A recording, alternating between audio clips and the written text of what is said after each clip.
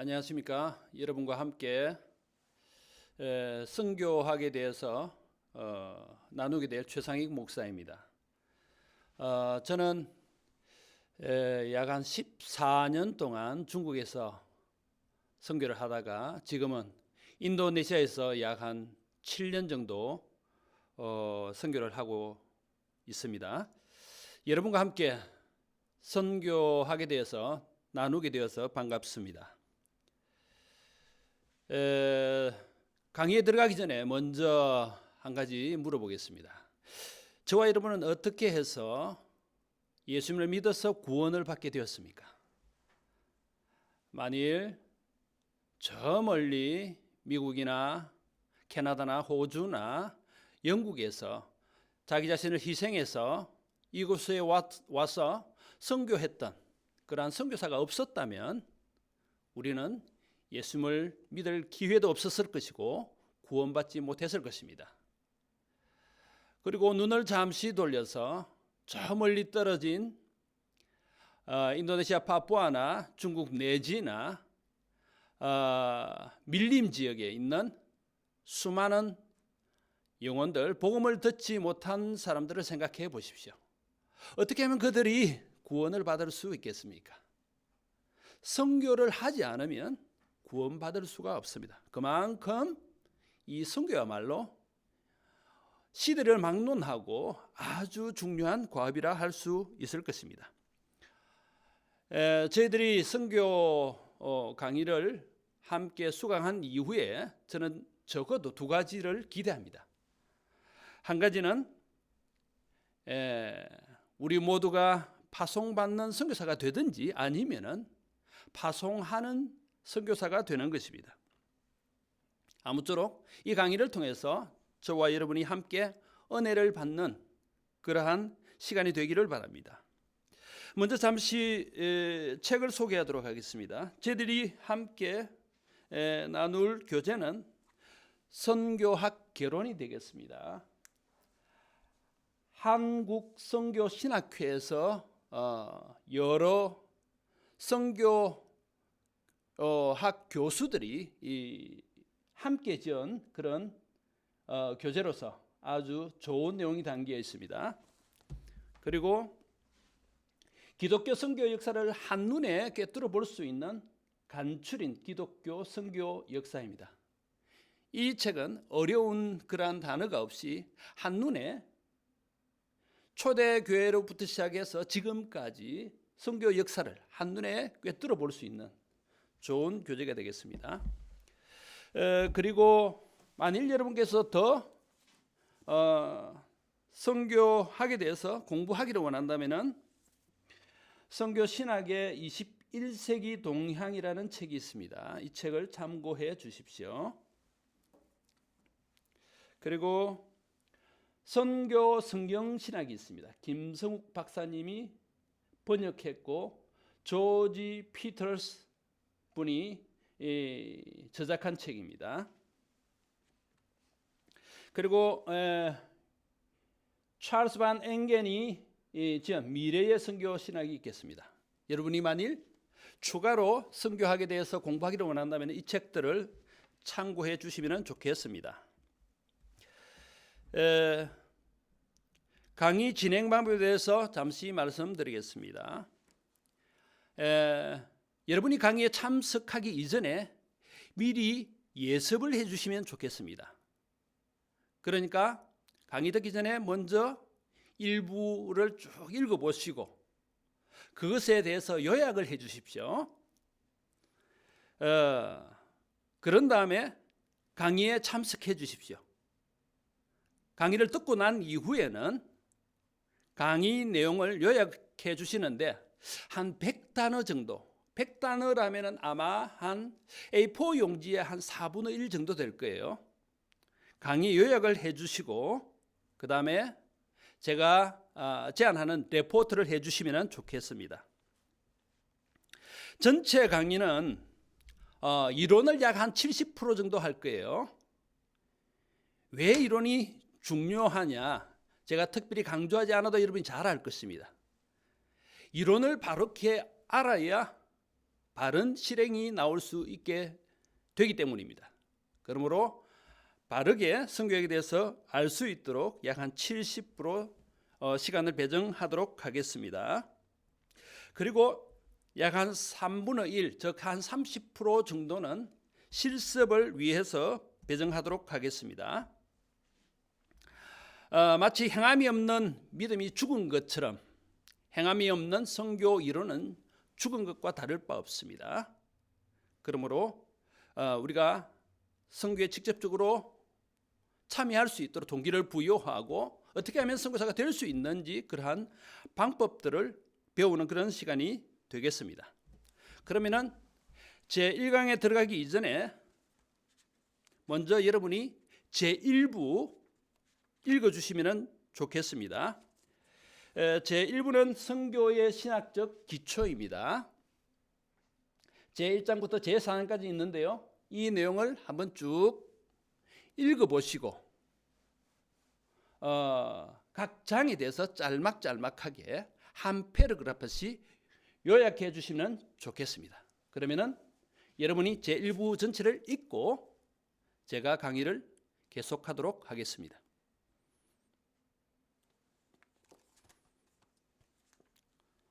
자, 제1부 전체를 읽으셨나요? 읽은 줄 믿고, 자, 제1장 선교학의 개념과 역사에 대해서 함께 배우도록 하겠습니다. 페이지 25페이지 상단 부분을 보십시오. 선교란 무엇인가? 간단하게 이야기해서 선교학이라는 것은 하나님의 선교를 과학적으로 연구하는 학문이다. 모든 것을 떼어버리고 간단하게 설명을 한다면 하나님의 선교를 과학적으로 연구하는 학문이다. 그렇게 이해하면 좋겠습니다. 그리고 별도로 우리가 좀 선교학과 선교신학에 대해서 좀 구분할 필요가 있어요. 선교신학이라는 것은 세계 선교에 관해서 연구하는 학문입니다. 세계 선교의 기본적인 원리와 전제 조건들에 대해서 연구하는 학문입니다. 그러니까 오늘날 이 세계 선교는 두 양면이 있어요. 하나는 복음주의 선교학이 있죠. 복음주의 선교학. 그리고 두 번째로는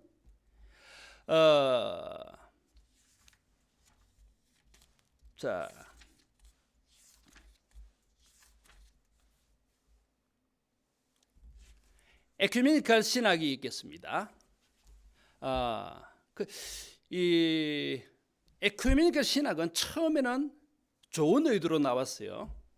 교회가 하나가 되어야 된다. 그런 의도에서 이 운동을 시작을 했는데 나중에 모든 이런 안 좋은 학문들도 받아들이는 쪽으로 갔기 때문에 좋지 않은 쪽으로 발전하고 말았습니다. 우리는 이 선교를 할 때 복음주의적으로 선교를 해야 됩니다. 그렇지만 또 한편으로는 다른 이 예수 그리스도 안에서 한 지체들을 받아들이는 그러한 태도가 필요합니다. 예수님께서는 에큐메니컬 정신을 가지신 복음주의자이시기 때문에 우리도 그 예수님의 사역의 방법을 본받아서 그러한 태도로 선교를 하면 좋겠습니다. 그렇다면 연이어서 선교학의 위치에 대해서 함께 살펴보도록 하겠습니다. 이 선교학이 다른 학문과 어떠한 관계가 있는가? 그런 점에서 살펴보도록 하겠습니다. 선교학이라면 신학을 떼어놓고 생각할 수는 없을 것입니다. 그렇죠? 그리고 이 선교학이라는 것은 사람과 연관되어 있기 때문에 인류학과 또 떼어놓아서 생각할 수는 없습니다. 그리고 이 인류는 역사를 가지고 있죠. 그렇기 때문에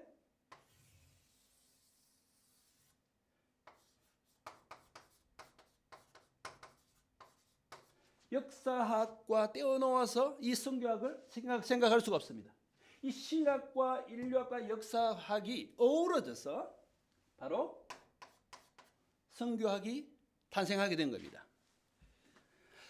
제가 지금 인도네시아에서 사역을 한 지 한 7년 됐다고 그랬습니다. 제가 그곳에 가서 사역을 할 때 신학을 가지지 않고 가서 복음을 전할 수가 없습니다. 그렇죠? 신학을 습득한 다음에 가서 예수님을 전할 수 있는 겁니다. 인도네시아 사람들은 특성이 있어요. 약 300개 민족으로 구성되어 있어요. 그들은 그들의 언어가 있고 그들의 문화가 있는 거예요. 이 모든 것이 인류학과 연관이 되어 있습니다. 제가 인도네시아 처음 가서 여러 가지 실패한 적이 많아요. 왜냐하면 그들의 배경을 몰랐기 때문에. 한국에서 제자들을 훈련하는 식으로 야단을 친 적이 있습니다. 그런데 이 사람들은 한번 야단 맞으면 교회 다시는 안 나오는 거예요. 너무 창피해가지고. 제가 그들의 문화를 몰랐던 거예요. 그러니까 이 문화를 안다는 게 참 너무 중요해요. 만일에 문화를 모른다면 선교가 실패할 가능성이 굉장히 많습니다. 그리고 또 하나 실패한 것이 있는데, 제가 처음 사역을 시작할 때 한 민족을 만나게 된 거예요. 그런데 한 민족만 이렇게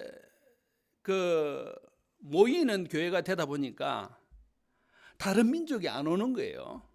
그래서 어떻게 하면 이 젊은이들을 더욱더 많이 오게 해서 복음을 듣게 하고 훈련할 수 있을까, 이런 생각을 하던 차에 다른 민족들을 좀 허입을 해보도록 하자, 이렇게 해서 아주 많이 힘을 썼습니다. 그런데 약 3년 동안 애를 썼는데 왔다가 돌아가는 거예요. 왔다가 돌아가고 이것이 반복되다 보니까 얼마나 힘이 빠지는지요. 3년 정도 지나고 나서 제가 얼마나 낙심이 되든지, 그래서 다른 분하고 이렇게 이야기를 하다 보니까 어느 날 깨닫게 된 거예요. 왜냐하면 이 인도네시아 사람들은 약 한 350년 동안 네덜란드 통치를 받게 된 거예요. 네덜란드가 인도네시아를 통치를 하면서 그들을 쉽게 통치하도록 하기 위해서 민족 분열 정책을 쓴 거예요. 그러니까 300개 민족이 서로 분열을 하는 거예요. 그러니까 민족과 민족 간에 알력이 있는 거예요. 그러니까 하나 될 수가 없는 거죠. 저는 그것도 모르고 하면 되겠거니 생각하고 열심히 했는데 안 되는 거예요. 그래서 그들의 역사를 알고 난 다음에는 이제는 그럴 필요가 없고, 350년 동안 형성된 그들의 역사 속에서 형성된 습관이 내가 몇 년 동안 힘쓴다고 될 일이 아니구나. 그래서 다른 민족 교회를 세워야 되겠다. 그래서 생각하고 나니까 간단하더라고요.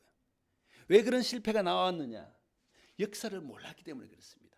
그래서 우리가 선교를 하려고 그러면은 신학을 알아야 되고요, 인류에 대해서, 사람에 대해서, 선교의 대상인 사람을 알아야 됩니다. 그리고 그들의 역사를 알아야 할 것입니다. 27페이지를 함께 살펴보겠습니다. 이 27페이지 4. 선교학의 역사. 선교학이 어떻게 발전하게 되었는지 설명하고 있습니다. 구스타프 바르넥으로부터 데이비드 보시까지 약 한 12명의 선교학자들이 있습니다.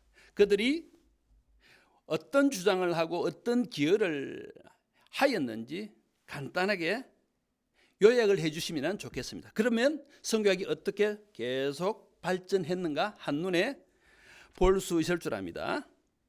이것은 과제로 여러분이 준비해 주시기 바랍니다. 자, 그 다음에 제2장으로 넘어가도록 하겠습니다. 제2장, 구약에서 본 선교입니다. 먼저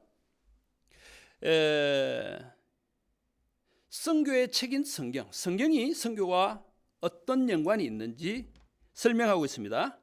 도표를 한번 보십시오. 구약 성경은 성부 하나님께서 주체이십니다. 선교의 주체가 되겠습니다. 구약 성경에도 여전히 삼위일체 하나님께서 계시지만 선교의 주체로서의 하나님은 성부 하나님이다라는 것을 설명하고 있습니다. 그리고 복음서는 어떻습니까? 성자 하나님께서 선교의 주체가 되겠죠. 그리고 사도행전은 성령 하나님께서 선교의 주체가 된다는 것을 보여주고 있습니다. 그리고 서신서는 교회가 선교를 한다, 성령을 의지하면서 선교를 한다는 것을 보여주고 있습니다. 계시록은 선교의 완성으로서 복음이 다 전해지고 나서 모든 사람들이 구원을 받고 나면은 이 선교도 끝난다는 것을 보여주고 있습니다. 자, 그러면은 구약에서 본 선교에서 선교의 원인과 동기에 대해서 함께 살펴보도록 하겠습니다. 왜 하나님께서 선교하기를 원하실까요? 그것은 인간이 타락해서 그 결과로 영원한 멸망을 맞을 수밖에 없기 때문에 그렇습니다. 하나님은 우리를 사랑하십니다. 구원하기를 원하십니다. 이 하나님의 사랑과 인간에 대한 그러한 동정이 없다면 선교는 있을 수가 없습니다. 선교사는 이 하나님의 마음을 가지고 하나님의 사랑을 가지고 죄인인 인간에게 접근해서 그들에게 복음을 전하는 자가 바로 선교사입니다. 38페이지에 결정적인 은혜의 언약과 하나님의 계획에 대해서 살펴보기를 원합니다. 우리가 잘 아는 대로 창세기 3장 15절은 원복음이라 일컬어집니다. 내가 너로 여자와 원수가 되게 하고 너희의 후손도 여자의 후손과 원수가 되게 하리니 여자의 후손은 내 머리를 상하게 할 것이요 너는 그의 발꿈치를 상하게 할 것이라. 여인의 몸에서 난 사람은 누구입니까? 바로 예수 그리스도이십니다. 그리고 이 예수 그리스도께서 너희의 발꿈치를 상하게 할 것이라. 이 사단에게 치명타를 입힐 것이라는 그러한 내용입니다. 그러므로 이 구약의 중심 인물이 바로 예수 그리스도이심을 보여주고 있습니다. 노아와의 언약도 마찬가지입니다. 이 노아를 통해서 천하 만민이 번성하게 되고 그들이 하나님 안에서 복을 받는 그러한 언약이 담겨 있습니다. 그 언약에는 제한이 없는 거예요. 모든 사람들이 다 복을 받는 거예요. 이 구약의 노아의 언약에 이미 이러한 선교 사상이 이미 담겨 있는 거예요. 그리고 아브라함을 향한 언약에도 마찬가지입니다.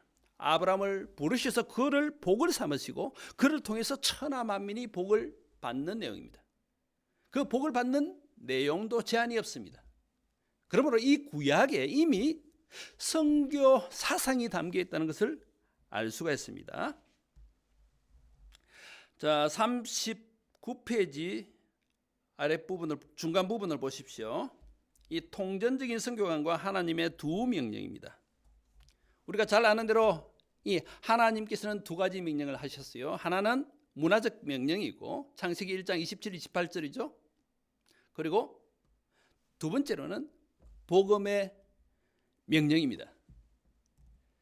하나님께서는 하나님의 형상을 가진 인간이 이 모든 만물들을 다 다스리기를 원하십니다.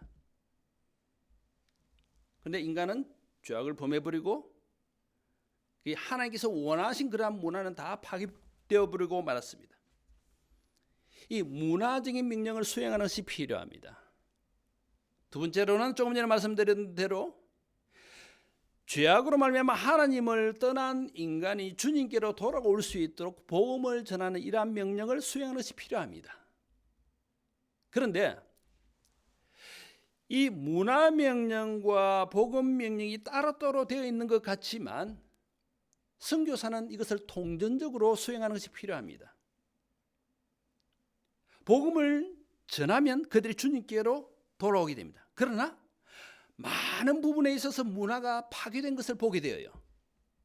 성서적이지 않은 그런 문화들이 많이 있습니다. 이 문화가 복음적인 문화로 회복이 되어져야 합니다. 제가 인도네시아 가보니까 수많은 사람들이 구원을 받지 못했어요. 당연히 복음이 필요하죠. 그런데 그들이 예수님을 믿게 됐습니다. 그런데 그들 속에는 안 좋은 문화들이 너무 많은 거예요. 여자를 경시하는 풍조, 그리고 비성서적인 여러 가지 풍조가 많은 거예요. 이러한 문화들은 성서적인 문화로 회복이 되어져야 할 것입니다. 그러므로 이 통전적인 선교관을 가지고 이 선교하는 그러한 태도가 이 선교사에게 꼭 필요한 줄 압니다. 41페이지를 함께 보시겠습니다. 선교의 구심력과 원심력에 대해서 잠시 살펴보기를 원합니다. 우리가 아는 대로 이스라엘은 세계 열방의 중심입니다. 그들은 그들과 함께 하시는 하나님을 이방 민족에게 보여주어야 할 그러한 책임이 있었습니다. 그러나 실제로는 그들은 그러한 책임을 이행하지 않고 잘못된 길을 걸었기 때문에 많은 민족들이 그들의 삶을 통해서 주님께로 돌아오는 그러한 은혜를 누리지를 못했습니다. 다시 말씀드리면은 구약 성경의 모든 열방의 중심은 이스라엘입니다. 이 이스라엘의 중심은 무엇일까요? 예루살렘이죠. 그죠? 예루살렘의 중심은 무엇입니까? 성전이지 않습니까?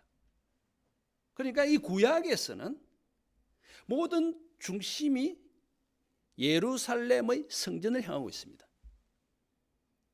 그러니까 다니엘 같은 경우도 하루에 3번씩 창문을 열고 성전을 향해서 기도했지 않습니까? 그러니까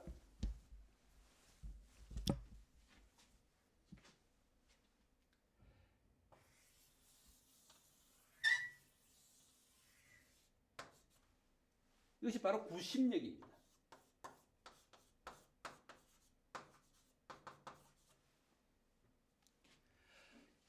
하나님께서는 이 이스라엘 민족을 통해서 모든 민족들이 주님께로 돌아오기를 원했습니다.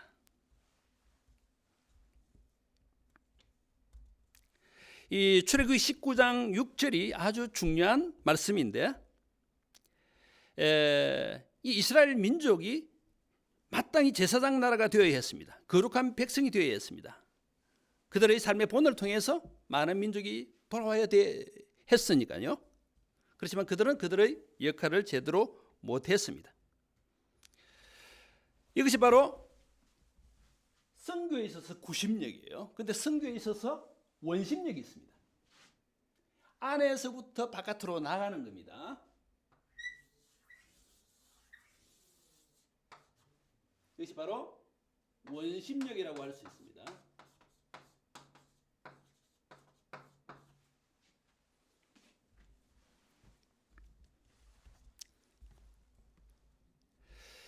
자, 그러면은 이것을 구분해서 좀 알기 위해서 43페이지 함께 보시겠습니다. 43페이지에 보면은 선교의 구심력과 원심력에 대해서 구분해서 설명하고 있습니다.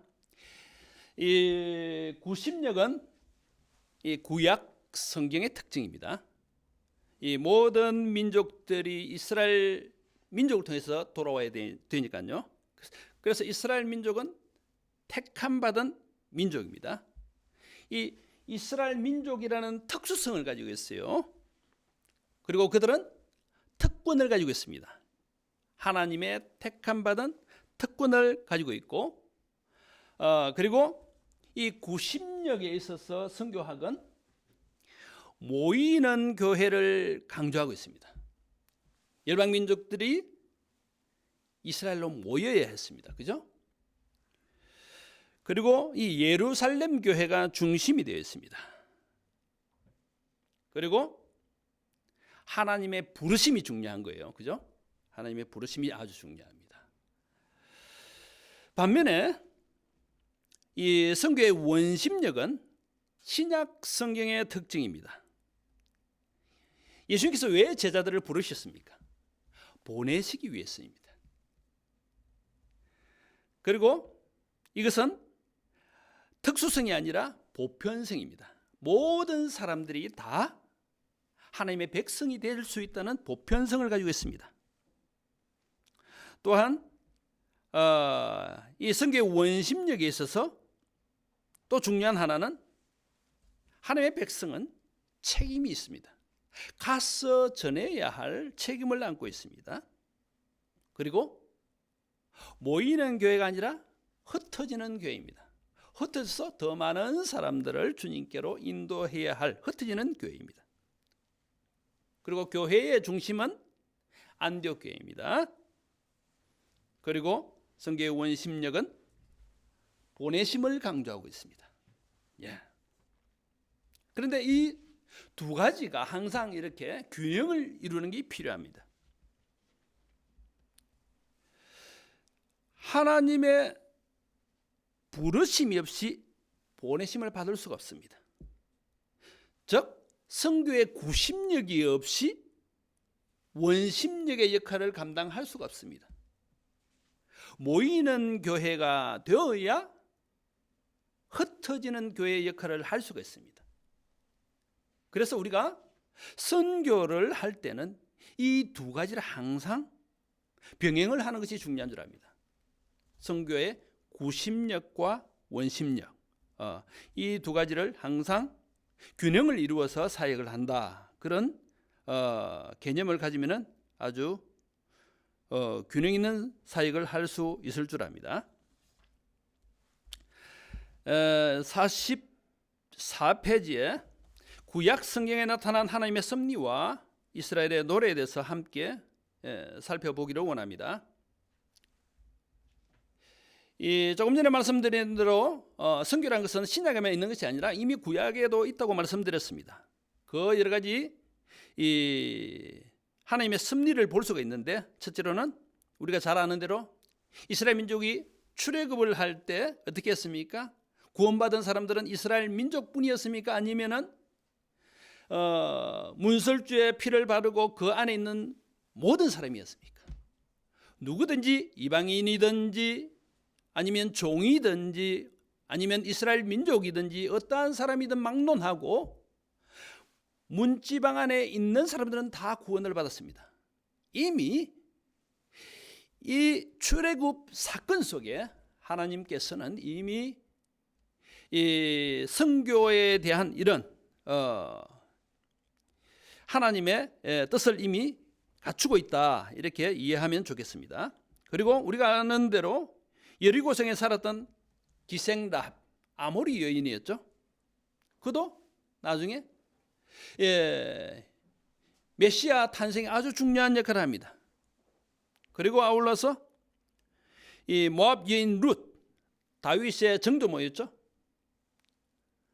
그도 이방 여인이었지만 구원받은 하나님의 자녀가 된 겁니다. 그리고 나병 환자였던 나아만 장군도 마찬가지입니다. 이런 내용들을 볼 때 하나님께서 이미 구약 속에 선교 마인드를 담고 계셨다는 것을 알 수 있습니다. 그리고 선지자들은 어떻습니까? 선지자들은 하나님의 말씀을 대변하는 자들이었죠. 대변하기 위해서 반드시 보내심을 받았습니다. 그런데 보내심을 받기 이전에 어떻습니까? 이미 부르심을 받은 거죠. 부르심을 받은 다음에 보내심을 받은 거예요. 그러므로 이 선지자들의 모습을 볼 때도 우리가 하나님께서 구약 성경 속에 이미 선교 마인드를 담고 계셨구나 하는 것을 알 수가 있습니다. 선교의 주체는 하나님이십니다. 구약 속에서 이미 선교하려는 그런 열정을 하나님께서는 보여주고 계십니다. 자, 그 다음에 제3장 신약에서 본 선교 함께 보도록 하겠습니다. 48페이지입니다. 발트 프라이타크는 말하기를 기독교는 선교하는 교회 공동체이든지 만일 그렇지 못하다면 신약 성서가 말하는 예수 그리스도의 교회가 되는 것을 포기해야 한다. 그러니까 선교 안 하려고 하면은 교회 되는 것을 아예 포기하라는 말입니다. 로마서 1장 16절에서 바울은 이렇게 이야기합니다. 내가 복음을 부끄러워하지 않으니 이 복음은 모든 믿는 자에게 구원을 주시는 하나님의 능력이 됨이라. 첫째는 유대인에게요, 또한 헬라인에게로다. 그는 복음을 부끄러워하지 않고 복음의 빚진 자 의식을 가지고 복음 전하기를 원했다고 로마서 1장 14절부터 16절까지 해서 설명하고 있습니다. 선교하지 않는 교회, 교회로서의 기능을 상실했다는 말입니다. 이 50페이지 함께 살펴보시겠습니다. 50페이지 신약 성서의 선교에 대한 이해. 자, 먼저 제1번 선교는 하나님으로부터 보내심을 받았다는 사실에 그 근거를 둔다. 보내심을 받지 않고 선교할 수가 없습니다. 예수님은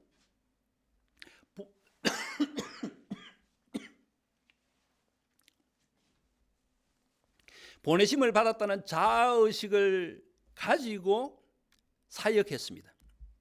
그러므로 파송받는 선교사는 나는 하나님의 부르심을 받은 자이다, 그리고 하나님의 보내심을 받은 자이다라는 자아인식을 가지고 사역하는 것이 너무나 중요합니다.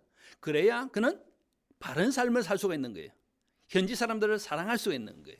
거룩한 삶을 살 수가 있는 거예요. 그렇지 않냐고는 올바른 선교는 할 수 없다고 봅니다. 두 번째로 52페이지를 보십시오. 예수의 성육신은 선교의 새로운 모델을 제시한다. 우리가 선교를 할 때 예수님의 성육신 사상을 보는 것이 굉장히 중요합니다. 우리가 아는 대로 예수님은 천국에서 오셨어요. 보내심을 받아서 이 땅에 오셨습니다. 우리와 똑같은 인간의 몸을 입으신 거예요. 이것이 너무나 중요합니다. 그리고 세리와 죄인의 친구가 되셨어요. 그래야 그들이 복음을 들을 수 있기 때문에 그렇습니다. 제가 인도네시아에 가서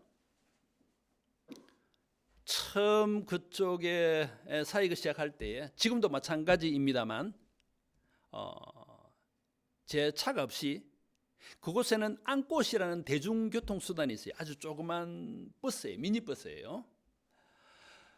그런 일반 대중교통수단을 이용했기 때문에 그곳에서 우리 대학생들을 만나게 된 거예요. 그래서 사역이 시작된 거예요. 가난한 사람들이 쓰는 그런 일반 대중교통이에요. 만일에 제가 처음부터 제 자가용을 가지고 그들과 격리되어서 이렇게 살았다면 아마 우리 대학생들을 만나지 못했을 겁니다.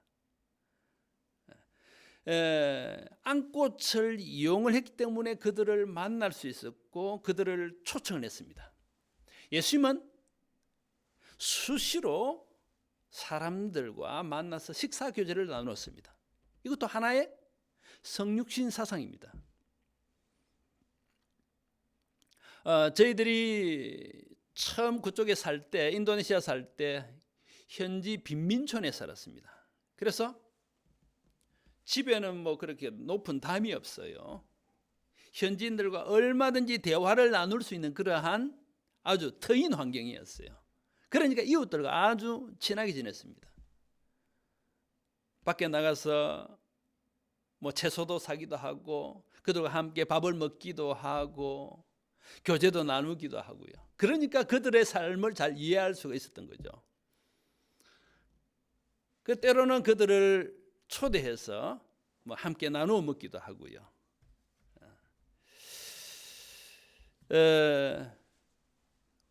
인도네시아에 가보면은 매일 아침 이 아잔이라는 이런 기도 소리를 확성기로 이렇게 크게 틀어요. 그렇게 하다 보니까 처음에 인도네시아 온 사람들은 막 그 인도네시아 무슬림들을 막 대적을 해요. 나사렛 예수 그리스도의 이름으로 명하노니 야 결박당할지어다 하면서 막 이렇게 막 결박한다고 막 그러고 막 그렇게. 그런데 우리가 좀 더 마음을 넓히는 게 필요한 것 같아요. 만일 그들이 주님께로 돌아오기를 원한다면 마음을 더 넓혀야 할 겁니다. 넓혀야 품을 수 있는 거 아니겠습니까? 만일에 우리가 마음을 닫아버린다면 그들이 주님께로 돌아올 기회가 우리를 통해서는 적어도 없다는 거죠. 그래서 아잔 소리, 연불 소리 그 아무것도 아닙니다. 우리는 그것을 극복할 성령의 능력이 있잖아요. 그러니까 그들을 품어주는 게 필요한 거예요. 그들을 불쌍히 여기고 품어줄 때, 우리가 너그러운 마음을 가질 때 그들이 예수 그리스도의 사랑에 녹아지고 주님께로 돌아올 줄을 압니다. 적어도 거룩에 손상이 없는 그런 일이라면 우리는 그들을 품어줘야 합니다. 만일에 거룩에 손상이 된다면 우리가 배척해야 되죠. 그죠?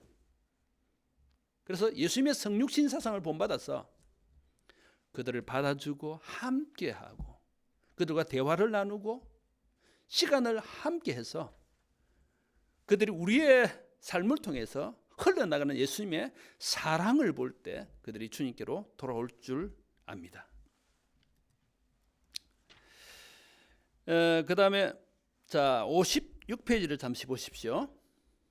56페이지 보면 성교는 구원사적으로 이미 오신 예수와 다시 오실 예수 사이 중간 시대의 교회의 사명이다. 우리는 이미 오신 예수님을 믿고 있고 앞으로 장차 오실 예수님을 기대하고 있습니다. 그죠? 그렇다면 이 중간 사이에 우리가 할 역할은 뭐냐? 선교를 해야 할 사명이 있다는 거죠. 이것이 바로 교회의 사명이다. 그 말씀입니다. 자, 그 다음에 57페이지를 보십시오. 4번. 선교는 보편적이고 우주적인 구원을 목적으로 한다. 선교의 대상은 제한이 있어서는 안 됩니다. 모든 대상이 선교의 대상입니다. 이방인은 물론이거니와 이스라엘 민족 모든 사람들이 복음을 듣고 주님께로 돌아와야 합니다. 가난한 사람이든 부유한 사람이든 무슬림이든 아니면은 불교 신자이든 누구든지 막론하고 그들은 주님께로 돌아와야 할 이런 보편적이고 우주적인 구원을 목적으로 한다. 그런 넓은 마음을 가지고 선교를 하면 좋겠습니다. 예수님의 제자들을 보십시오. 그 제자들 가운데는 열심당원, 즉 로마 정부를 대적하는 열심당원이 있었는가 하면은 로마 정부의 협조적인 마테오 같은 세리도 있었습니다. 어떤 사람은 아주 세심한, 아주 계산적인 도마와 같이 그런 세심한 사람이 있었는가 하면은 베드로처럼 덤벙덤벙대는 사람도 있었습니다. 이러한 다양한 사람들을 예수께서는 다 포함하시고 그들을 제자 삼으셨습니다. 그처럼 우리도 모든 사람들을 다 품어주는 것이 필요한 줄 압니다. 즉 모든 사람들이 다 선교의 대상이다 하는 넓은 마음을 가지고 사역에 임해주면 좋겠습니다. 자, 59페이지를 보십시오. 신약의 선교는 성령의 능력의 역사로 이해된다. 제가 인도네시아의 한 섬에 방문을 했습니다. 그게 보니까 서핑을 하더라고요. 파도가 이렇게 막 이렇게 오니까 서핑하는 사람들은 그 파도를 타는 거예요. 그런데 파도가 올 때 그 파도를 헤쳐나가려면 엄청 힘들어요. 그죠? 그렇지만 그 파도가 올 때 그 파도를 타면은 아주 쉽게 원하는 지역으로 갈 수가 있는 거예요. 그처럼 우리가 성령님께서 일하시는 대로 함께 내 몸을 담아서 함께 사역에 임할 때에 사역이 힘들이지 않고 하나님께서 원하시는 방향으로 효과적인 그러한 사역을 할 수가 있을 줄로 압니다. 이상으로서 제3장을 마치고요. 제4장을 함께 살펴보기를 원합니다. 제4장입니다. 교회와 선교에 대해서 살펴보겠습니다.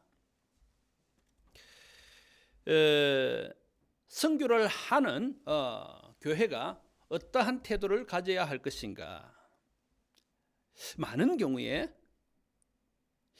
이 선교를 교회 성장의 수단으로 삼는 것들을 많이 보게 됩니다.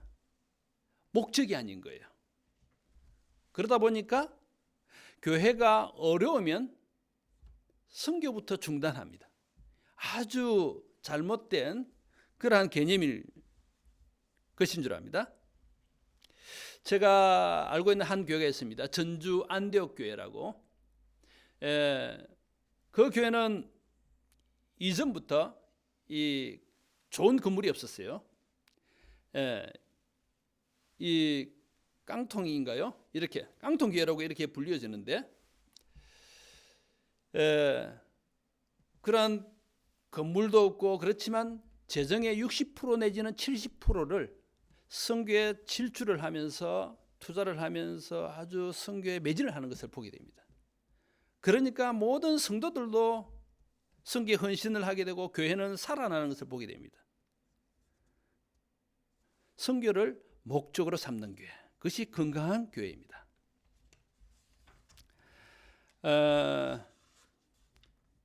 이상으로서 제1강을 마치고요.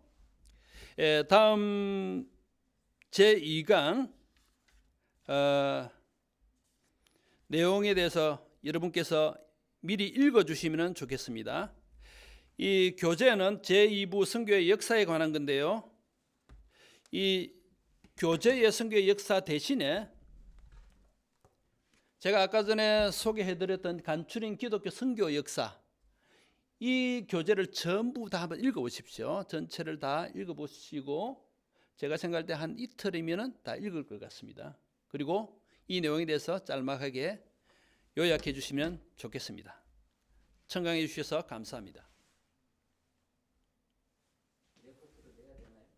예? 예, 내야 되죠. 예, 그렇죠. 40분, 45분.